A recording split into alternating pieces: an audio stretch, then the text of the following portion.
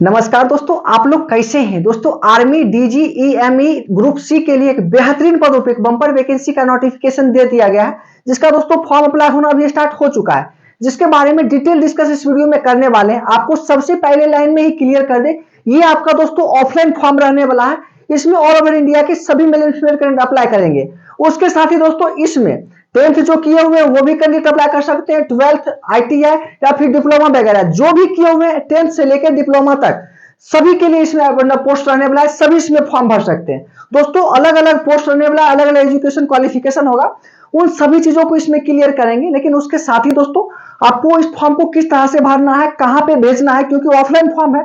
Online form रहता है तो आप खुद से भी भर लेते हैं, इसलिए सारी जानकारी आपको स्टेप बाय स्टेप देंगे। इसके एग्जाम में क्या क्या पूछा जाएगा उन सभी चीजों को क्लियर करेंगे। लेकिन उससे पहले आपसे एक छोटा सा रिक्वेस्ट रहेगा दोस्तों कि अभी तक हमारे चैनल पर नए हैं तो चैनल को एक बार सब्सक्राइब कर लीजिएगा, जिससे कि हम लोग आपस में जुड़ सके और आगे भी इस तरह की कोई भी इंफॉर्मेशन आए तो आप तक आसानी पूर्वक हम शेयर कर सके। तो दोस्तों चलते हैं और सारी जानकारी आपको स्टेप बाय देने का प्रयास करेंगे।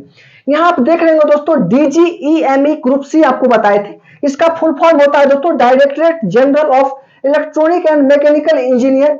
इसके पदों पे ये वैकेंसी आपके लिए दिया गया है। इसमें दोस्तों बेहतरीन तरीके के वैकेंसीज रहने वाले हैं। इसमें अलग अलग प्रकार का वैकेंसी होगा, उन सभी चीजों को क्लियर करेंगे।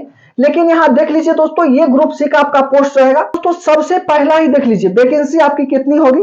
तो दोस्तों 650 प्लस आपका इसमें वैकेंसी रहने वाला है, जिसकी अप्लाई डेट दोस्तों 28 तारीख से लेकर 17 जनवरी तक इस फॉर्म को आप भर सकते हैं। सभी इसके लिए एलिजिबल होंगे, ठीक है।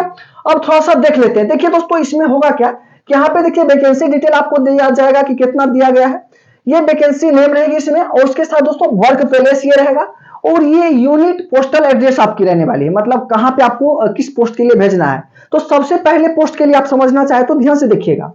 इलेक्ट्रिशियन के लिए अगर बात करें तो दोस्तों इस पोस्ट के लिए आप मेरठ उत्तर प्रदेश में आपका वर्क प्लेस रहेगा, जिसके लिए इस फॉर्म को भरने के लिए आपका ये पोस्टल एड्रेस रहने वाला है। सभी का पोस्टल एड्रेस अलग अलग रहने वाला है, और उसका अलग अलग एग्जाम मतलब सेंटर भी रहेगा। उन सभी चीजों को हम क्लियर करेंगे, ठीक है।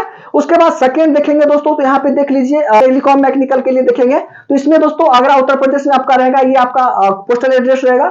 उसी तरह से मैकेनिकल के लिए रहेगा, मैकेनिकल यहाँ पे देख लीजिए फार्मासिस्ट के लिए है।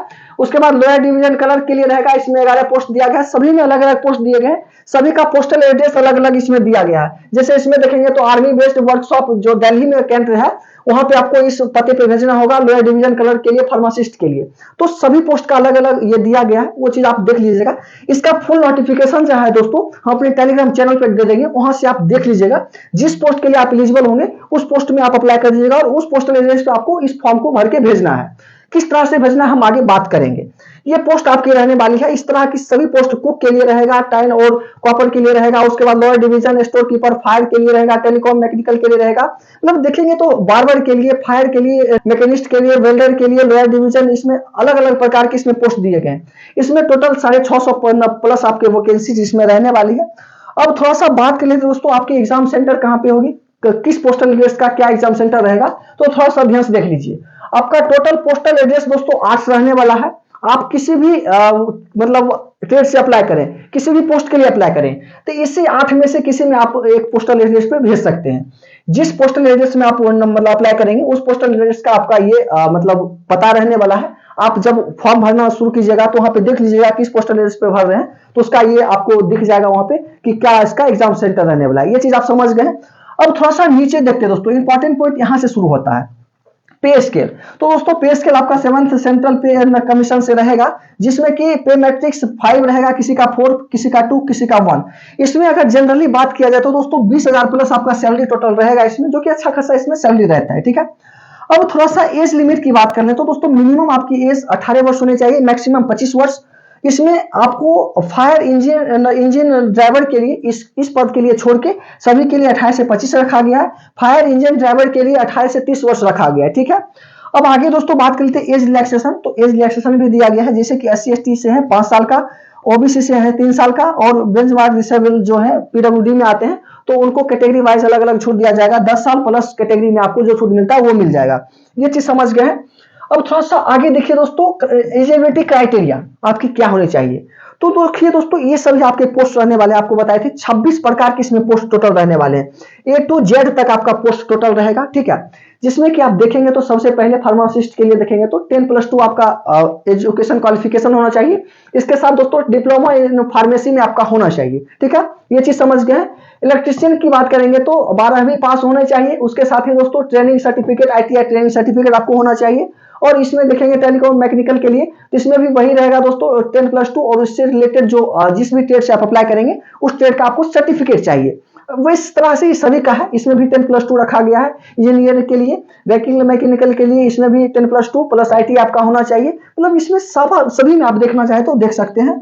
और यहाँ आएंगे तो यहाँ पे भी आप देख सकते हो दोस्तों, मैकेनिस्ट के लिए बात करेंगे तो इसमें सिर्फ ITI 10th पास है, ITI सिर्फ आपके पास है तो इस पोस्ट के लिए एलिजिबल होंगे। फिटर के लिए ITI सर्टिफिकेट फिटर में आपका होना चाहिए। ट्रेन एंड कॉपर के लिए बात करेंगे स्मिथ के लिए, तो इसमें भी ट्रेन आपका ITI रेलवेंट सर्टिफिकेट आपकी होने चाहिए। और लोअर डिवीजन कलर के लिए 12th पास है प्लस टाइपिंग आपको लिया जाएगा। LDC के पद के लिए आप जानते हैं इसमें टाइपिंग लिया जाता है, ठीक है। और आपका इंग्लिश में 35 वर्ड पर मिनट आपका टाइपिंग होना चाहिए और हिंदी में 30 वर्ड पर मिनट होना चाहिए। ये एजुकेशन क्वालिफिकेशन आपके जनरली रहने वाली है, ठीक है। सिविलियन मोटर के लिए बात करेंगे तो मैट्रिकुलेशन इसमें होने चाहिए। आपको बताए थे कि मैट्रिक पास किए हुए वो भी, ITI किए हुए उनके लिए भी, डिप्लोमा वगैरह किए हुए उनके लिए भी। तो ये चीज आप समझ गए हो एजुकेशन क्वालिफिकेशन। जैसे फायरमैन में देखेंगे तो इसमें मैट्रिकुलेशन चाहिए, कुक के लिए इसमें भी मैट्रिकुलेशन आपको चाहिए, बार्बर के लिए मैट्रिकुलेशन पास है, ट्रेड्समैन के लिए मैट्रिकुलेशन, मतलब वॉशमैन के लिए देखेंगे तो मैट्रिकुलेशन, और मल्टीटास्किंग स्टाफ भी इसमें दिया गया है तो उसमें भी आपका मैट्रिकुलेशन ही सर्टिफिकेट लगने वाला है। ये चीज आप क्लियर समझ गए होंगे। अब थोड़ा सा दोस्तों आगे बात करते हैं, एग्जामिनेशन किस तरह से होगी, कितने मार्क्स से होंगे, क्या आपके मतलब इसमें रहने वाली पैटर्न थोड़ा सा समझ लीजिए। इसमें आपका रिटेन टेस्ट होने वाला है जो कि ऑफलाइन आपका टेस्ट होगा, ठीक है। जिसमें टोटल क्वेश्चन की बात करें दोस्तों 150 क्वेश्चन आपका रहेगा, सभी ऑब्जेक्टिव टाइप क्वेश्चन आपके रहने वाले हैं। नेगेटिव मार्किंग की बात करें तो 0.25 का रहेगा, मतलब 1/4 का नेगेटिव मार्किंग रहने वाला है। इस चीजों को भी आपको ध्यान में रखना है। अब बात कर लेते हैं किस ट्रेड के लिए क्या सिलेबस रहेगा। तो दोस्तों एक बात आप ध्यान से समझ लीजिए, इसमें 26 प्रकार के पोस्ट दिए गए हैं, जिसमें कि 3 यहां आ गया, उसके बाद 4 यहां आ गया, 7 पोस्ट को छोड़ के जो भी बच जाता है उन सभी के लिए ये आपका सिलेबस रहने वाला है। जैसे कि समझ लेते हैं, इसमें सभी ट्रेड दिए गए हैं 7 पोस्ट को छोड़ के। 7 पोस्ट के लिए हम अलग बात करेंगे। जैसे फर्स्ट बात करेंगे जनरल इंटेलिजेंस रीजनिंग से 25 क्वेश्चन 25 मार्क्स का, उसके बाद जनरल अवेयरनेस से 25 question 25 marks, general English 25 question 25 marks, numerical aptitude 25 question 25 marks.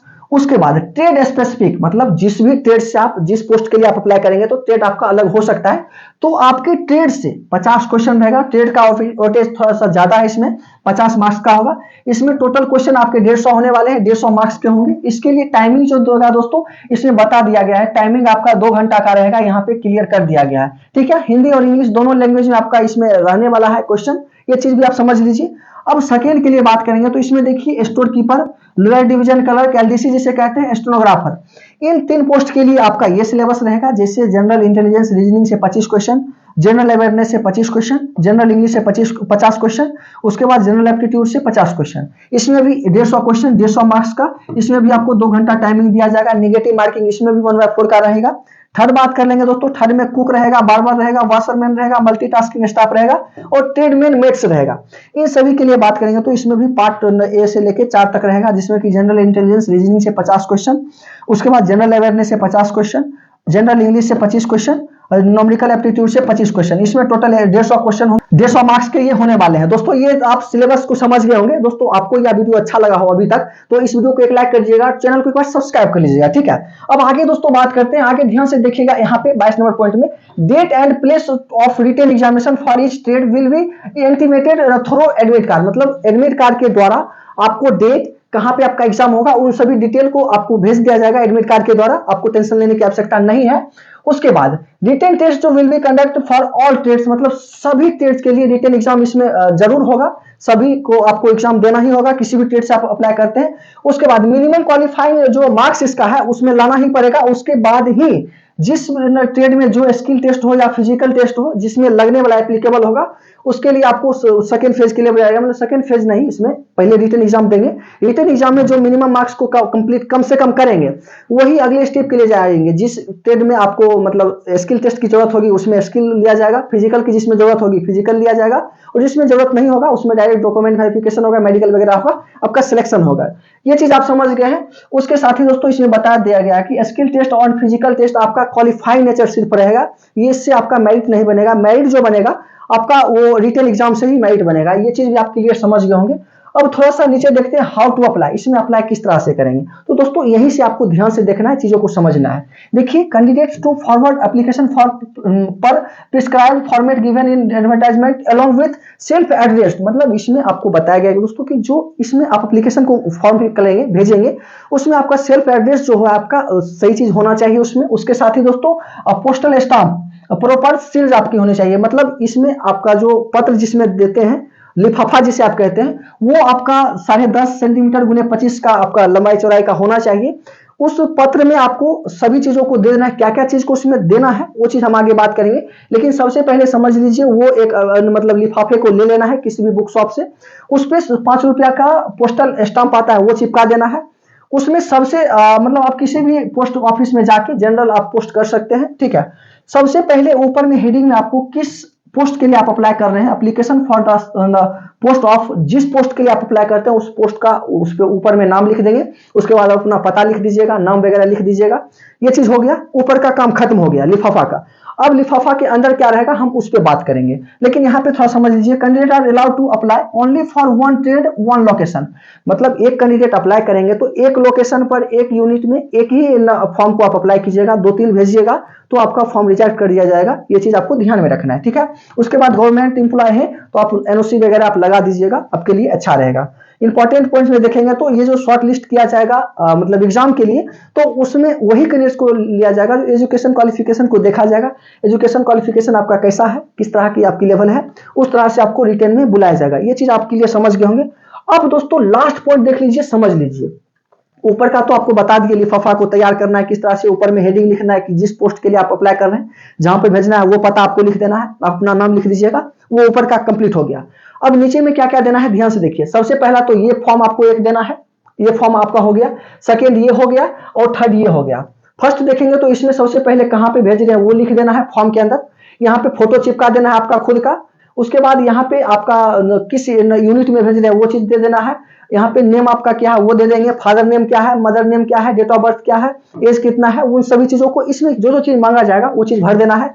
आपका पता क्या है ये सभी आपकी रहने वाली। इस चीजों को कंप्लीट करने के बाद एजुकेशन क्वालिफिकेशन आपकी क्या है वो सभी चीज भर देंगे। एक्सपीरियंस है तो एक्सपीरियंस लगा देंगे, ठीक है। ये चीज सभी चीज को कर देंगे। उसके बाद यहाँ पे प्लेस आप कहाँ से भेज रहे हैं, किस डेट को भेज रहे हैं, और आपका सिग्नेचर यहाँ पे कर दीजिएगा। उसके साथ एक्नॉलेजमेंट या फिर एडमिट कार्ड, ये भी पत्र को आपको मतलब भर लेना है और उस लिफाफे में डाल देना है। ये तीनों तो हो गया।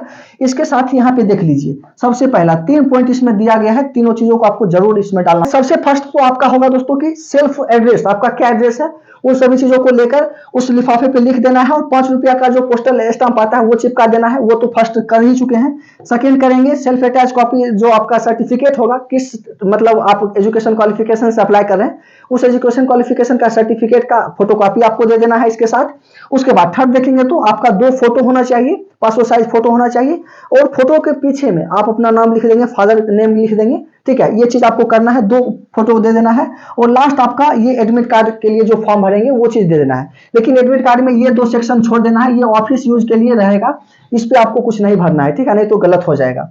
तो इस तरह से सभी चीजों को आपको अटैच करके उस लिफाफे में पैक करके और जिस पोस्टल एड्रेस पे जिस पोस्ट के लिए आप अप्लाई करते हैं वहां पे आपको भेज देना है। तो दोस्तों इस तरह से सारी इन्फॉर्मेशन रहने वाली है।